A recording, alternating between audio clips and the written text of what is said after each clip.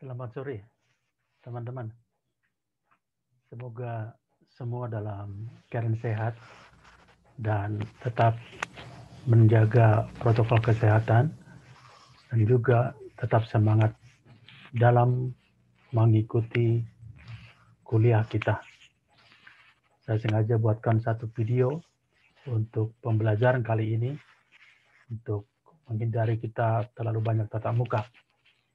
Mudah-mudahan dengan video ini teman-teman dapat menyimak dengan baik. Tolong dibuat catatan-catatan kecil yang kalian anggap perlu, yang kalian anggap itu penting, sehingga dengan catatan yang baik bila perlu di stabilo dapat diingat mengenai materi kita yang penting ini. Kita masuk ke pertemuan kita atau chapter 2, pertemuan yang kedua, ya. Kita masuk ke pertemuan yang kedua, masih tetap mengenai pemimpin atau manajer sebagai leader di dalam satu perusahaan. Tolong disimak dengan baik. Menurut James F. Stunner ya, dan Wenkel menyatakan bahwa manajemen adalah proses perencanaan, pengorganisasian, kepemimpinan, dan pengendalian upaya anggota organisasi dan penggunaan seluruh sumber daya organisasi lainnya demi tercapainya tujuan organisasi. Ya. Jadi di sini dikatakan adalah proses perencanaan. Ya. Perlu dibuat rencana mengenai suatu organisasi atau suatu perusahaan. Ya. Perlu ada perencanaan yang baik. Apa aja sih yang perlu direncanakan? Banyak hal lah. Ya termasuk di mana gedungnya, termasuk berapa orang karyawannya, perusahaannya bergerak di bidang apa. Ya, tentu kalau kita mungkin bergerak di bidang logistik, perlu direncanakan. Kapan dimulai, di mana, siapa aja karyawannya, berapa banyak, keahlian karyawannya apa saja gitu. Tentu gajinya juga, pajaknya bagaimana. Semua direncanakan itu oleh seorang ini manajer yang disebut dengan manajemen. Kemudian pengorganisasian, ya, how to organize, how to membuat satu perusahaan itu terorganisasi dengan baik, ada kerjasama yang baik, teratur, rapi gitu. Terus kepemimpinan, ya, bagaimana memimpin berbagai macam orang. Mungkin dalam satu perusahaan ada yang pintar, ada yang biasa saja, ada yang mungkin semangat, ada yang tidak semangat, ada yang rajin, ada yang kurang disiplin, macam-macam. Bagaimana memimpin itu? Dan juga pengendaliannya perlu dikendalikan. Jangan sampai salah gitu. Kalau tidak dikendalikan kan bisa salah. Umpamanya api kan waktu kecil itu bagus untuk masak api ya. Untuk kita kalau di tempat yang dingin kita kadang-kadang dekat dengan api dengan hangat gitu ya. Kalau pas kita mendaki gunung gitu ada yang 5 derajat Celcius gitu kan. Itu sangat dingin, tentu pakaian yang kita pakai tidak cukup untuk menghangatkan tubuh. Tapi dengan adanya api unggun, kita merasa lebih hangat. Terus situasinya atau kondisinya juga lebih enak gitu. Itu perlu. Tapi kalau api itu sudah mau besar, bisa membakar rumah, membakar kota, seperti kota Roma dulu yang pernah dibakar ya, tahun zaman sebelum Masehi itu. Dan juga ada hutan yang terbakar, kita sering dengar di Indonesia ini ada hutan, umpamanya di Kalimantan, gambut, tanah gambut terbakar. Karena udah nggak bisa dikendalikan ya, kecuali oleh kadang-kadang kalau datang hujan. Mungkin pemerintah atau badan berusaha untuk menyiram api tersebut, tapi karena banyaknya, besarnya, karena dia waktu kecil tidak dikendalikan dengan baik, akhirnya bablas. Kota juga bisa terbakar semua gitu. Itu ya. Jadi dalam perusahaan juga perlu dikendalikan, maksudnya perlu dijaga keamanannya juga. Jangan sampai ada motor perusahaan ternyata menjadi milik pribadi. Terus bagaimana tujuan organisasi, bagaimana SDM-nya dikendalikan untuk mencapai satu tujuan. mendapatkan keuntungan bagi perusahaannya. Karena di sini dikatakan di yang terakhir ini tujuan organisasi perlu semua yang ada itu mempunyai tujuan yang sama. Ya, apa sih perbedaan manajer dan pemimpin? Ya, nanti bisa dibaca lebih banyak ini, tapi yang pertama di sini katakan kalau manajer itu melakukan sesuatu dengan benar, ya. Do things, do right things, ya. Do things right, ya, melakukan sesuatu dengan benar. Do things right. Tapi kalau memimpin melakukan sesuatu yang benar, do right things, gitu. Itu bedanya ya. Ya. Kalau ini manajer biasanya sudah ditempatkan, udah ada SK-nya, ada SK pengangkatan sama dengan menteri, ya, ada SK dari pemerintah untuk mengangkat menjadi menteri BUMN. Kalau pemimpin itu bisa diangkat, bisa juga tidak, bisa muncul secara otomatis. Umpamanya adik-adik atau teman-teman lagi ada kerja kelompok, kadang-kadang tiba-tiba muncul seseorang seperti menjadi seorang pemimpin. Dia yang mengatur, kamu ngerjain ini, kamu ngerjain ini, kamu yang kan. Padahal dia nggak ditunjuk karena dia udah punya talent, punya kemampuan secara mungkin dibawa lahir atau dia pelajari untuk menjadi seorang pemimpin. Itu ketahuan itu nanti. Kalau umpamanya kami pernah satu training di Singapura dilakukan, trainingnya itu orang-orang atau anggotanya datang dari ASEAN, negara-negara ASEAN, datang dari Korea. Kita kadang-kadang dibuat umpamanya ada satu tali yang panjang gitu. Tiba-tiba dibilang, tolong dengan tali ini coba kalian buat bangunan, katanya gitu. Padahal talinya itu tidak ada tiangnya, tidak ada nih. Tapi tali yang panjang itu, umpamanya satu kelompok ada 10 orang. Itu disuruh membuat bangunan. Tentu ditarik begini, dipegang, terus yang lain gitu kan. Nah tentu di awalnya, kita yang dari Singapura, yang dari Korea, saling ini. Oh begini, semua banyak. Akhirnya kacau, tidak jadi gitu, tidak bisa berjalan dengan baik. Akhirnya tiba-tiba muncul satu orang, kamu kerjanya ini, kamu pegang tali di sini, kamu yang berurusan ke sana, kamu yang begini. Sehingga gedung bisa dengan dipegang oleh 10 orang itu gedung bisa dibangun gitu. Karena ada seorang pemimpin yang muncul tiba-tiba tanpa diangkat. Nah, sebenarnya dari sana orang udah bisa menilai. Kalau dia mencari pemimpin, oh ini loh tipe pemimpin yang tepat gitu. Ada orang tipe follower, ada pengikut. Dia senang kalau diperintah. Tidak salah dengan itu. Karena semua juga harus ada kombinasi. Ada pemimpin, ada orang yang diperintah, ada yang mau jadi office boy, ada yang menjadi cleaning service, ada yang menjadi customer service. Kalau semua jadi manajer, siapa yang harus dipimpin kan gitu. Jadi semua posisi-posisi itu adalah baik adanya. Kemudian manajer itu yang kedua sih berurusan dengan ketatalaksanaan atau ketertiban, yang berusaha untuk disiplin. Itu manajer selalu memperhatikan bawahannya atau timnya, bagaimana mencapai target, bagaimana untuk memberikan service kepada customer, how to deliver what you promise, bagaimana memenuhi apa yang kita janjikan kepada customer. Makanya kadang-kadang dibuat seperti KPI, dibuat seperti goal-nya, key performance indicator dibuat. Berapa persen kira-kira bulan ini yang kita deliver on time? Apakah bisa 100%? Apakah bisa 90%? Dibuat target. Itu menjadi acuan bagi semua tim untuk mencapai target. Nah, untuk mencapai itu bagaimana? Tentu ada SOP, standar operasional prosedur. Di situ tertulis semua apa yang akan kita kerjakan. Dan apa yang dikerjakan ditulis, apa yang ditulis dikerjakan. Sekali lagi, apa yang dikerjakan ditulis, apa yang ditulis dikerjakan. Tidak boleh di luar itu. Kalau kita sudah ada SOP, tapi kita mengerjakan di luar SOP, itu ada berarti ada yang salah. Mungkin SOP-nya perlu diperbaiki, atau orangnya yang tidak ngerti sehingga dia menjalankan yang di luar SOP.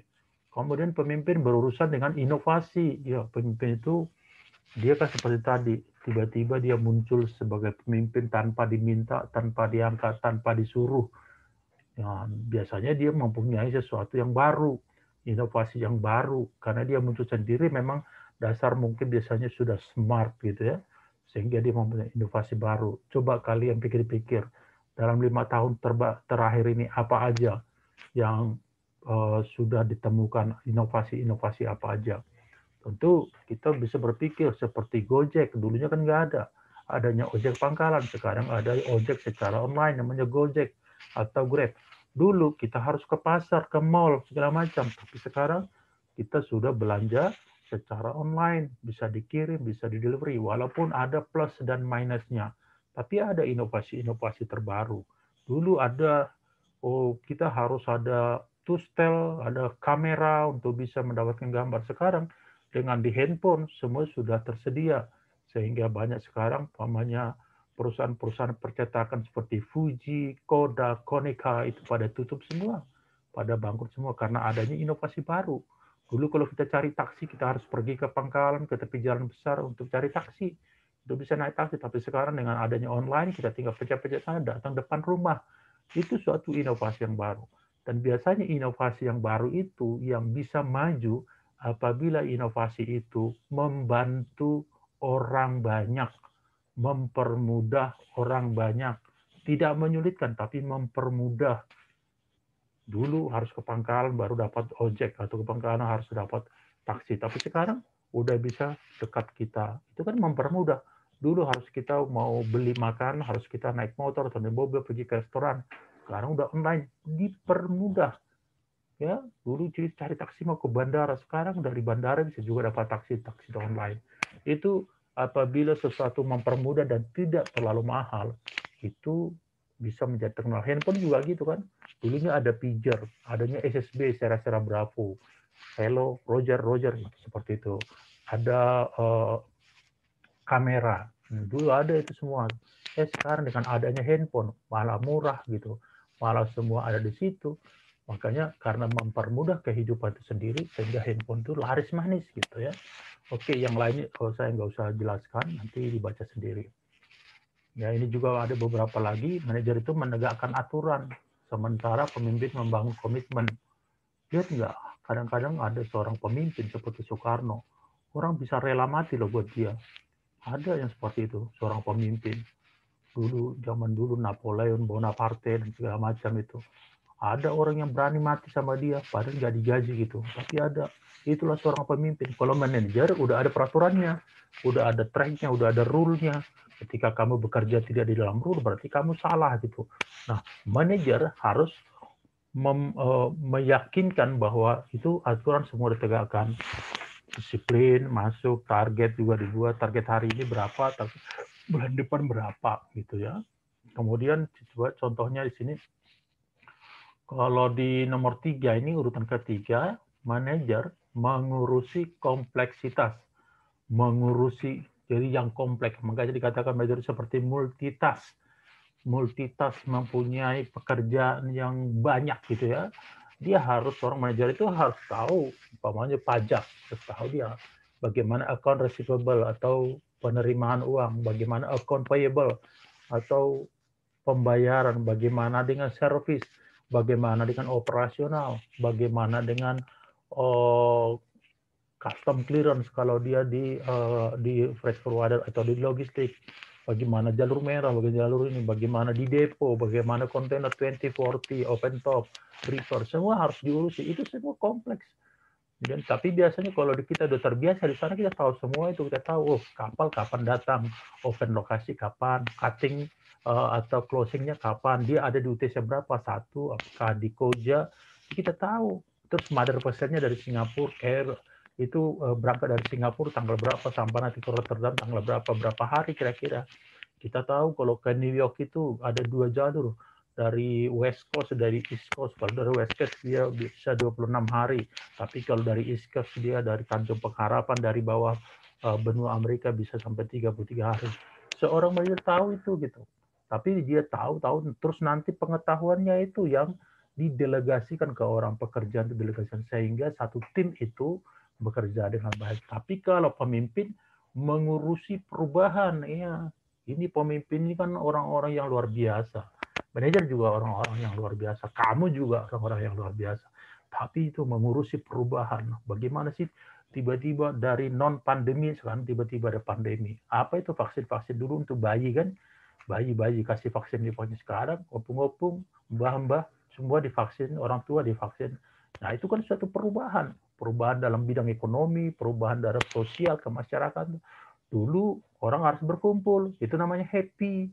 Ini berkumpul bersama, tertawa bersama. Kalau mau meeting, kita bisa meeting di kafe, kita bisa meeting sambil karaoke, bisa meeting sambil main golf. Sekarang dihindari itu semua. Dihindari semua. Sekarang online, tidak boleh berdekatan, kecuali yang bandel gitu ya. Jadi ini sesuatu yang mengurusi perubahan itu seorang pemimpin. Kalau dia tidak bisa mengurusi perubahan itu bukan seorang pemimpin. Jangan-jangan dia hanya rakyat biasa seperti saya, seperti itu kan. Kemudian yang di bawah ini merealisasi rencana dengan mengorganisasi dan menyusun anggota stafnya. Ya, pokoknya itu ada planningnya. Planningnya itu seperti KPI, Key Performance Indicator itu targetnya gitu loh. Oh, saya di target ini. Bagaimana saya mencapai target itu? Ada SOP-nya, Standard Operational Procedure. Mau ke Bandung, ada jalannya gitu, ada kereta apinya. Kalau kita di luar kereta api itu ada sesuatu yang salah. Nah, how to achieve the goal? Bagaimana kita mencapai Bandung? Harus kereta api itu, kecuali naik bus. Tapi kalau naik kereta hanya satu jalan sampai ke Bandung, seperti itu. Nah, sama di perusahaan juga seperti itu. Ada SOP, ada petunjuknya how to do. Bagaimana melakukannya. Ini loh, step pertama, step kedua, step ketiga. Kalau di step ketiga ada kesalahan, balik lagi, masuk lagi ke step kedua. Kalau step kedua, baru perbaiki lagi, masuk ke step ketiga. Berhasil, dia masuk ke step 4.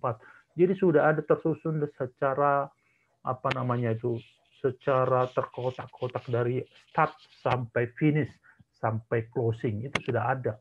Kalau ekspor apa sih pertamanya dapat SI, terus booking ke pelayaran, dapat DO, kirim kontainer ke pabrik, nanti ambil PEB, kasih ke pelabuhan, sampai di pelabuhan, custom clearance di pelabuhan, masuk ke kapal, dari kapal masuk ke Singapura, di Singapura nanti ganti kapal besar, atau bandar besar sampai ke Rotterdam, gitu. Bisa seperti itu. Sudah ada SOP-nya, tinggal melaksanakan. Nah, itu itu harus make sure gitu ya, bahwa menyusun perencanaan dan menyusun anggaran. Sebentar. Oh, yang ini yang terakhir, merealisasi rencana dengan mengorganisir dan menyusun anggota stafnya. Kalau pemimpin menyamakan tujuan arah yang akan dituju dengan orang yang dipimpinnya ya. Itu loh tujuannya gitu. Itu yang harus kita capai dalam 25 tahun mendatang. Nah, kan sudah ada seperti suatu visi, ada misi, terus ada strategi, ada tekniknya how to achieve the goal gitu. Jadi yang dilihat itu jauh ke depan. Nah, dari sini diorganisasi dengan baik untuk dapat mencapai ke sana. Jadi harus ada tujuan atau arah yang dituju. Sono loh yang tujuan kita. Jadi kadang-kadang kalau kita sudah tahu tujuan di sana, kita nggak mau tahu sekarang bagaimana prosedurnya, but we do our best. Karena apa ya, tujuannya itu sana. Sama kalian juga kan, penting kalian bisa nanti jadi sarjana. Sekarang bermacam-macam yang harus dilakukan, belajar keras, mungkin lembur, mungkin kerja malam, mungkin buat tugas seperti ini nanti kita ada tugasnya. Ya, jadi ada keterkaitan antara administrasi sini ya, tulis keterkaitan antara administrasi, manajemen dan kepemimpinan ya. Di sini kan ada dibuat ini seperti skala perbandingan ya. Kalau seorang manajemen itu, seorang pemimpin itu ada di sini lebih ke paling tengah di sini ada human relation ya. Hubungan secara kemanusiaan, hubungan secara kemanusiaan berhubungan dengan hati. Kemudian yang merah ini yaitu kepemimpinan, leadership. Kemudian ini how to manage ya, yang biru ini bagaimana memanage berbagai macam orang, latar belakang, berbagai macam kepintaran, berbagai macam pendidikan. Kemudian secara administrasi juga dia harus lengkap. Dia harus tahu kalau dari tanggal berapa harus bayar ini, tanggal berapa harus buat laporan. Jadi secara administrasi dia. Jadi ini harus secara menyeluruh dimiliki oleh seorang manajemen dan kepemimpinan ya. Semuanya ini. Cuma persentasenya berbeda. Administrasi ini besar, terus makin lama makin kecil, yaitu human relation ya. Oke, fungsi-fungsi manajemen ya. Fungsi-fungsi manajemen ini menurut beberapa pendapat yang Henry Fayol mengatakan yang pertama planning yaitu perencanaan. Kemudian B organizing, bagaimana mengorganisasi berbagai sumber yang ada. Kemudian commanding ya, bagaimana memberikan perintah, memberikan instruksi, komando ya, perlu ada komando. di dalam satu perusahaan. Jangan semua jadi komandan, semua jadi bos. Enggak. Harus ada bos. Bos itu lebih sedikit dari anggotanya. Biasanya anggotanya lebih banyak. Ada bos, top manajemen, nanti ada middle manajemen, kemudian ada lower manajemen, kemudian di bawah ada employee atau karyawan. Kemudian ini coordinating ya, perlu bagaimana mengkoordinasikan semua itu. Sama seperti mobil, bagaimana mengorganisasikan ada ban, ada setir, ada rem, ada gas, ada kopling. Ya, kalau satu-satu itu semua nggak bisa jalan itu mobil. Tapi ketika disatukan dalam satu, ada baknya, ada mesinnya, ada spionnya, ada ban, ada gardannya, ada lampu spion, semua hal sepele kelihatan. Tapi itu menjadi suatu tim sehingga mobil bisa jalan. Coba ada mobil ada semua tapi bannya nggak ada, susah jalannya. Mobil ada semua tapi nggak ada rem, nabrak. Tapi nggak ada gas, mundur dia. Jadi kelihatannya ada hal-hal yang kecil, tapi itu sangat berguna juga, sangat mensupport tim secara utuh gitu. Kemudian ada controlling seperti tadi, perlu dikontrol, perlu diberikan suatu monitoring, dimonitor semua. Kita monitoring semua. Karyawan kita ada di mana jam sekian. Jangan kan gitu, bos saya juga ditulis dia. Saya besok jam 14 ditulis papan tulis, saya meeting dengan Hilton Group. Saya lusa jam sekian saya main golf dengan manajer ini. Habis itu saya ke kantor imigrasi, mau semua ada. Jadi saya orang nggak perlu nanya, oh ini loh orang ini kesini. Jadi nggak usah nanya, bos itu kemana? Nggak usah. Semua bos itu udah ditulis di papan tulis. Apalagi kita kalau masuk, kalau terlambat, kalau ke rumah sakit, kalau lagi vaksin atau apa semua, we have to inform to our management. Kita harus informasikan. Tidak boleh kecuali mungkin di luar jam kerja. Tapi selama jam kerja jam 8 ke jam 12 siang, jam 1 kepada jam 5 sore, kita itu harus benar-benar terkontrol dengan baik. Di mana jangan sampai nggak balik-balik ataunya tabrakan gitu. So we have to inform at least paling tidak menggunakan WA, Pak, saya di sini, Pak, saya di sini, saya mengerjakan ini gitu ya. Oke, itu menurut Henry Fayol. Ada juga menurut Luther, tapi secara umum adalah sama ya. P, O itu singkat-singkatan. P itu planning, O organizing, C itu coordinating atau controlling ya. Ada menurut Kohn, dan lain-lain. Oke, ini juga ada kepemimpinan yang efektif ya. Bagaimana pemimpin itu yang efektif. Kalau ini mengenai bagaimana seorang pemimpin atau manajer itu ada di dia itu ada bagian instruktif, ada konsultatif, maksudnya bisa diajak diskusi, ada juga partisipatif, ada juga delegatif. Dia pendelegasian pekerjaan kepada staf yang lain, jangan dia kerjakan semua. Dia manajer itu how to monitor, bagaimana membuat visi, bagaimana untuk mencapai tujuan perusahaannya. Terus kemudian ada hubungan, ada tugas, ada kemampuan. Ya, bisa lihat ada yang tinggi, ada yang rendah. Nanti dilihat di sini. Kita teruskan. Ini kan kepemimpinan situasional. Salah satu kepemimpinan. Ada yang leader, ada yang follower, ada situation. Kalau leader itu ya ini ya. Leader yang instruktif, ada yang konsultatif, ada yang partisipatif, ada delegatif, sampai sama yang dari sini tadi kan, diambil dari sini. Oke, terus followernya kemampuannya rendah, biasanya leader lebih tinggi. Kalau lebih tinggi follower daripada leader, akhirnya nanti follower ini akan mengambil alih kepemimpinan. Kemudian kemampuan rendah ke sedang, kemampuan sedang ke tinggi, kemampuan yang tinggi juga ada ya. Kemudian situasi yang mementingkan tugas ya, ada orang yang mementingkan tugas, jadi nggak peduli keluarganya, yang penting tugasnya selesai ya. Dia nggak peduli dengan dirinya. Ingat nggak? Seorang wartawan Kompas kalau nggak salah itu suatu saat dia naik pesawat terbang. Wartawan Kompas ini di Garuda. Tiba-tiba Garuda itu dibajak. Waduh, semua ketakutan. Tapi wartawan itu bilang, "Ush, syukur saya sudah kirim berita." Bukan dirinya dipikirkan, tapi berita sudah sampai. Ya, itu mementingkan tugas. Saya tidak bilang itu salah, tapi itu benar. Kenapa? Kalau kita nggak tugas ya anak nggak makan, istri juga nggak makan gitu kan. Tapi tugas perlu, tapi keluarga juga perlu. Kemudian mementingkan tugas dan hubungan ya perlu ada relationship dengan sesama, dengan atasan, dengan bawahan. Ya bukan hanya pekerjaan melulu. Kadang-kadang di makan siang bisa bersama-sama. Kadang-kadang kamu lagi mau interview anak buahmu, bisa juga kamu bikin kopi sekalian. Kami di training buat ini, dulu kami di Hilton yang ada di Paling Jaya, di Kuala Lumpur. Waktu kita mau mengevaluasi karyawan secara 1 tahun gitu untuk menentukan berapa komisi, berapa kenaikan gajinya, kadang-kadang kita ajak di satu ruangan, kita bikin kopi. Kasih ke anak buah kita. Senang banget ya. Kalau dia senang, dia terbuka hatinya untuk ngobrol. Tidak ada yang diumpet-umpetin, tidak yang disembunyikan, tapi ngobrol. Kalau udah terbuka ngobrol, kita tahu apa kelemahan, apa yang perlu diperbaiki, apa cita-cita dia. Karena kadang-kadang ada pertanyaan, kamu keinginan kamu 3 tahun ke depan mau jadi apa? Ada yang jadi supervisor. Kalau 5 tahun lagi mau jadi apa? Saya mau gantikan bapak. Bisa aja, no problem.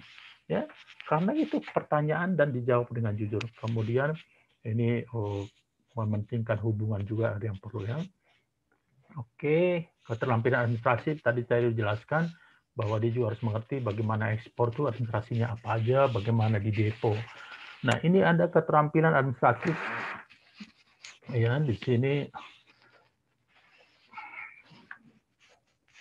ada ditulis MS, TS di sini, TS technical skill, MS managerial skill ya.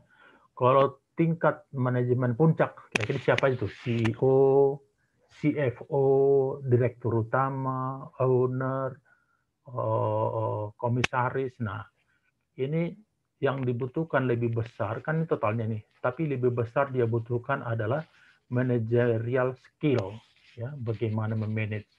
Tapi untuk technical skill-nya itu TS ini tidak diperlukan banyak, ya cukup sedikit. Tapi tahu gitu, jangan sampai nggak tahu nanti dibohongi sama Nabuan.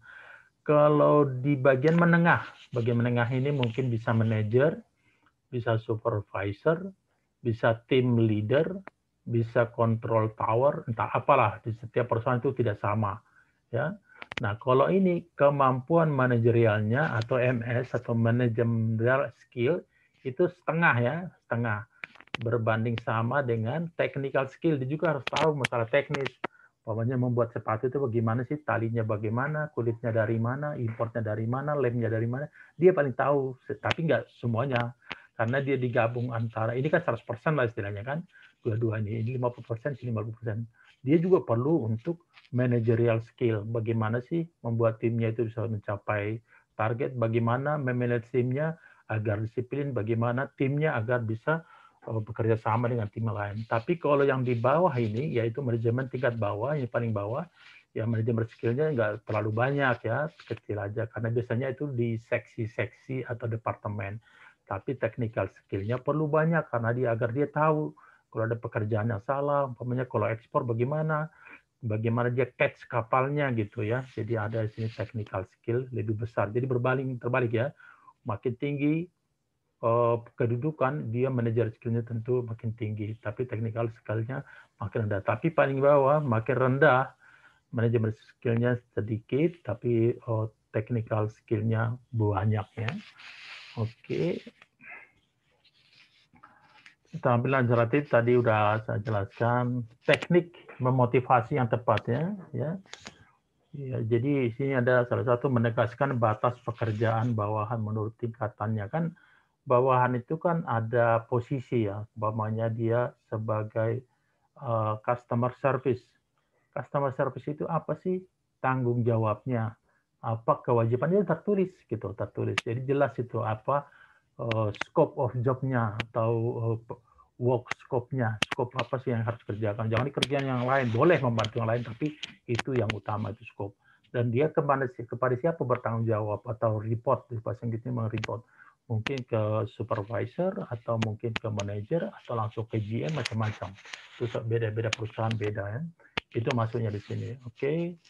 Memberikan kebebasan bawahan dalam batas tertentu. Dia bebas tapi terbatas gitu. Jangan kebablasan. Kadang-kadang ada kebablasan sehingga kalau pendapatnya nggak diterima, ngambek, ketemu rajuk atau apa ya. Memberikan supervisi sesuai ya, ada supervisor itu penjagaan pemonitoringan atau evaluasi.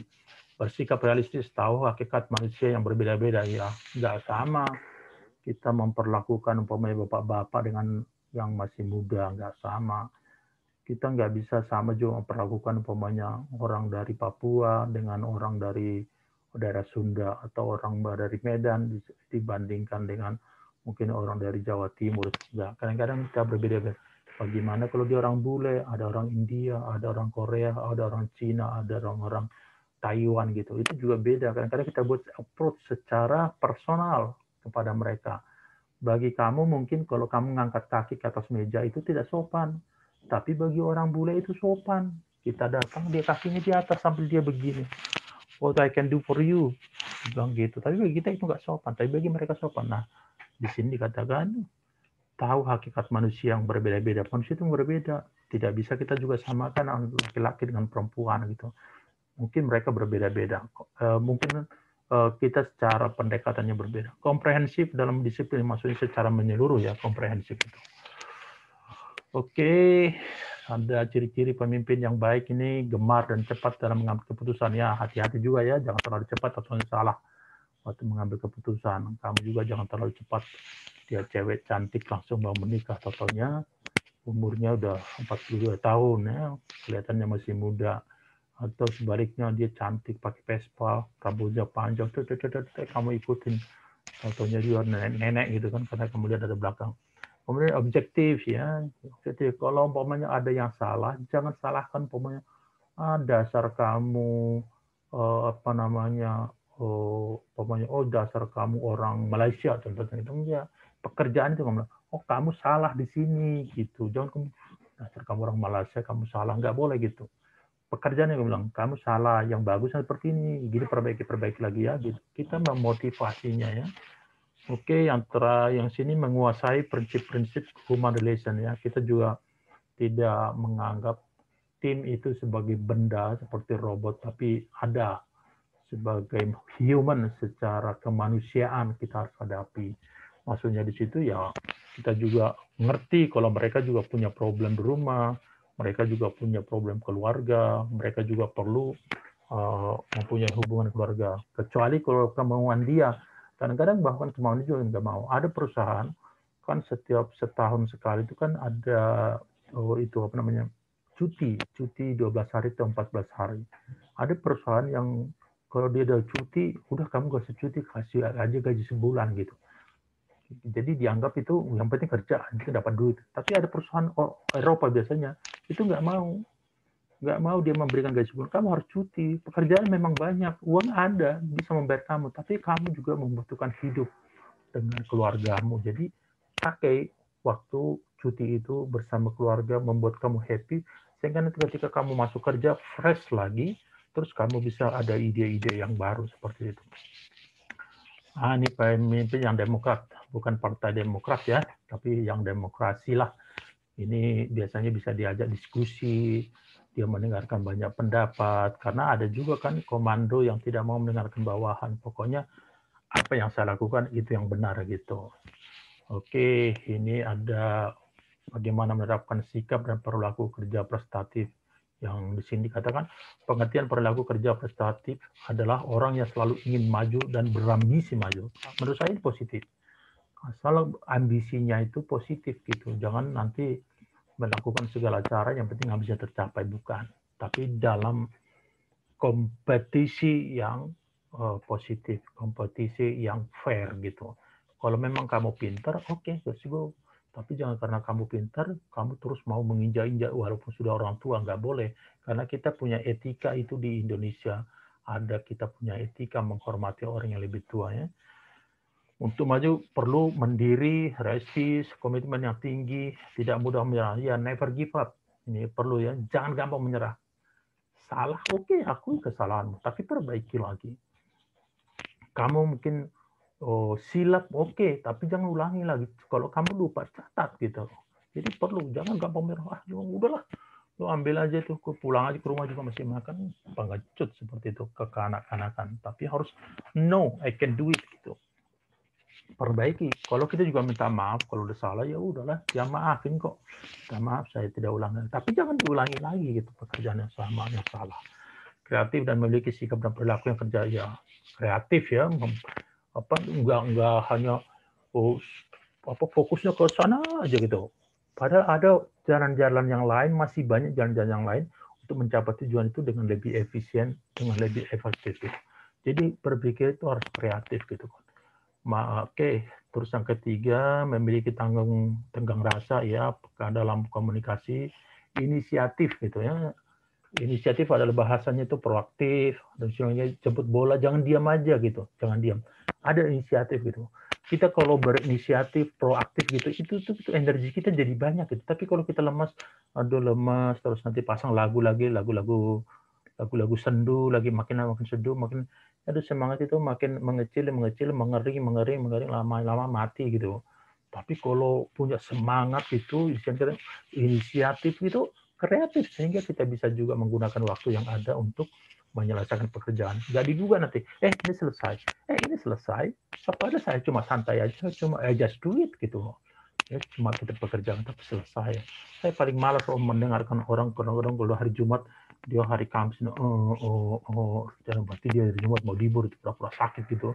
Udah ada intro untuk sakit, hari Senin pasti nggak masuk gitu kan, ada orang gitu. Udah diplaningkan dia mau sakit biar nggak masuk kantor ya. Kemudian mampu menguasai diri ya, perlu ya. Orang yang mampu menguasai diri itu ibarat orang yang memenangkan peperangan. Oke, ini ada lanjutannya. Ada beberapa di sini, mawas diri, kemudian ia berpikir ada kemungkinan gagal, tapi ya tidak gentar, ya gagal nggak apa-apa, tapi harus dicoba. Dan pasti kalau udah sekali gagal, 2 kali, kita kan belajar jadinya dari kegagalan itu. Nanti kalau nilaimu C, kamu belajar kenapa C? Ada nggak, bisa nggak kamu? Bisa menjadi bukan hanya D lagi, tapi bisa jadi A. Yaitu belajar, konsentrasi, fokus, ikuti semua mata kuliah, ulangi. Keahlian itu kan ulang. Ronaldo itu nendang bola berapa ribu kali dia bisa jadi pemain bola sama si Messi. Pekerjaannya itu tiap hari. Every day you do it, the same things, and then you will be the expert. Ketika kita melakukan satu pekerjaan, satu itu ahli, oke. Kita menjadi seorang ahli karena kita lakukan setiap hari itu hal yang sama. Itu kan kita belajar, kemarin salah begini, ini yang benar, kita tingkatkan lagi. Kemarin saya C, dapat B, bisa nggak sih jadi A, jadi A plus itu bisa. Di pekerjaan begitu.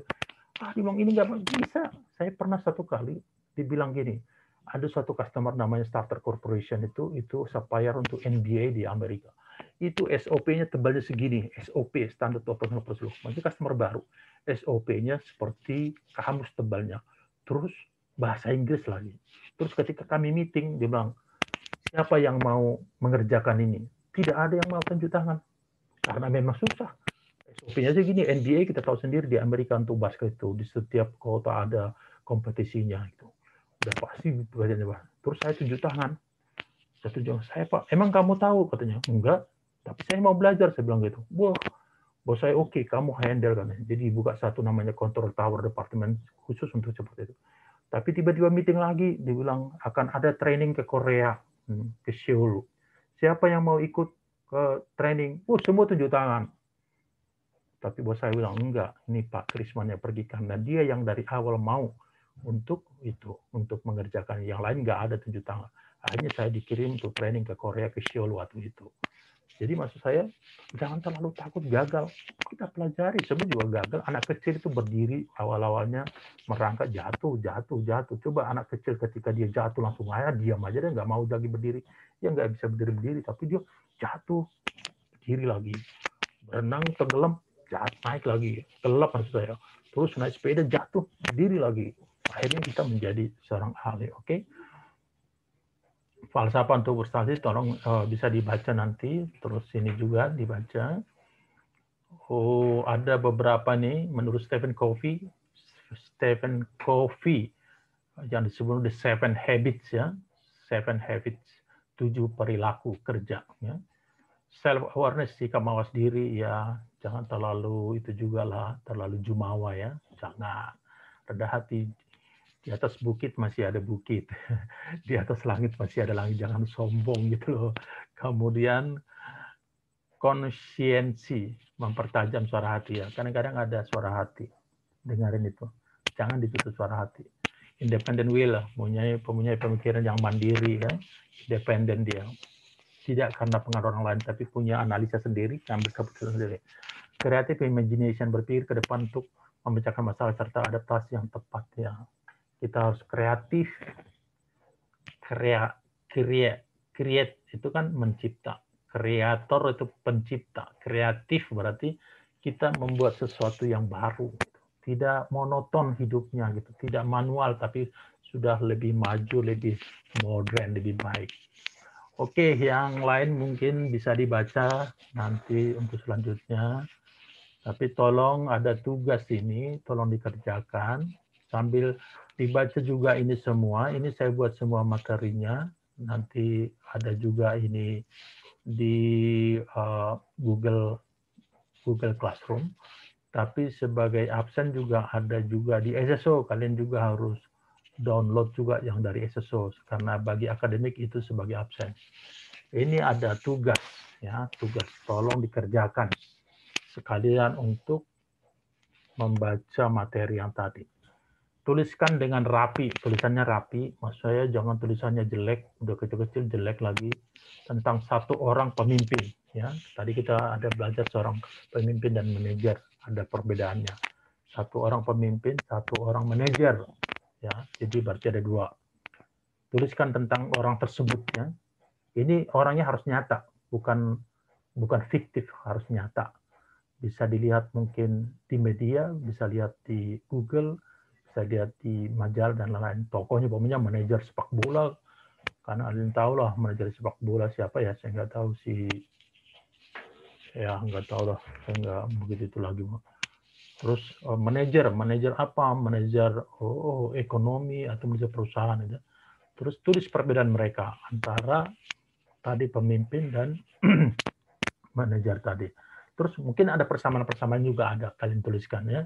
Terus nanti dijawab ke WA Group, paling lambat besok jam 24. Baik.